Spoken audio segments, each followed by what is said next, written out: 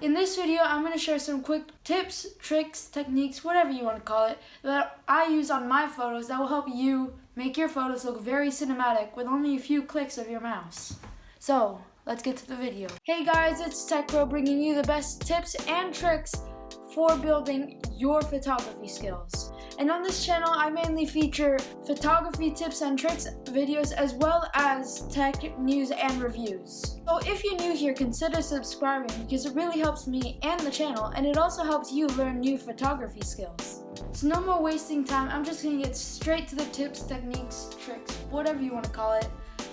Let's start with number 1. So my first tip is always plan out your edits or what you want your photo to result in before you even open up your computer.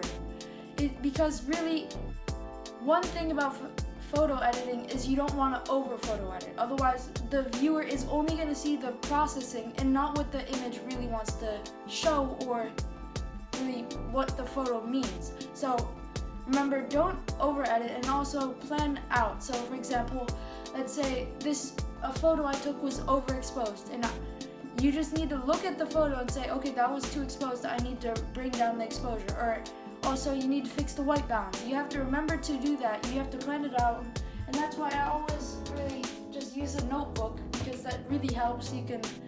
It just helps so that you know what you need to do and don't end up over editing. And also, yeah, just plan out your edits before you edit. My second tip for you guys is to use the curves. So if you don't know what it is, it's where you can put points and really, if you know what a histogram, it's sort of like controlling the brights and the darks of a photo.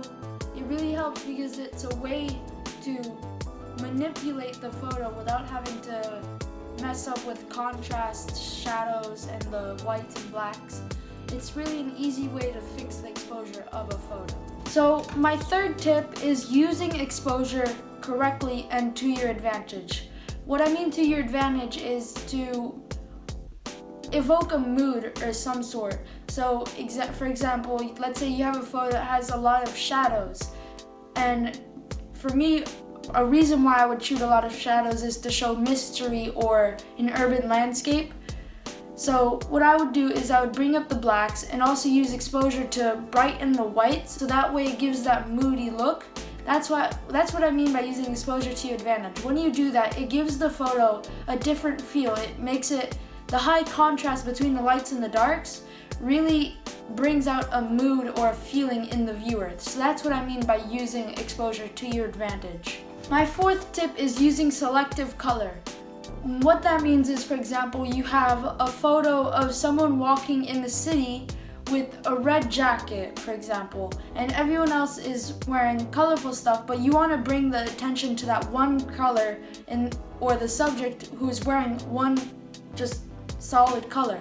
So using selective color, you can drown out all the other colors, so that'd be blue, yellow, I can't think of all the other colors for some reason. So what you do is desaturate all the other colors and just keep red normal.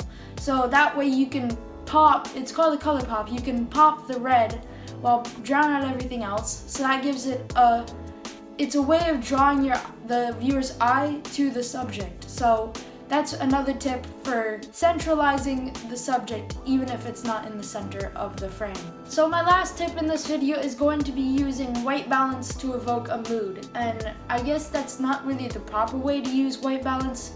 So normally you would use white balance to get the whites. For example, this is white and the colors were off. So you would use white balance and you'd want to get the white on the keys to be white.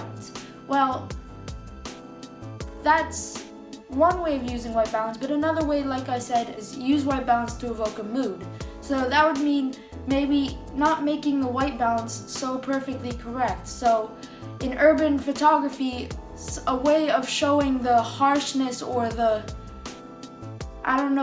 urgency in a city is to make the white balance very cool. But then in nature, you want to show the warmth or the brightness or the happiness in a photo, or really this works for anything. If you want to show happiness, you would make the white balance warmer. If you want to show industrial, colder, really you would make the white balance cooler or bluer. So that's what I mean by using white balance to evoke a mood. So that does it for the video, guys. If you enjoyed or learned something from this video, don't forget to smash that thumbs up button. And also, if you have any other questions regarding photo editing or photography in general, don't hesitate to leave a comment below. I'll answer it. So, see you guys in the next one. Peace.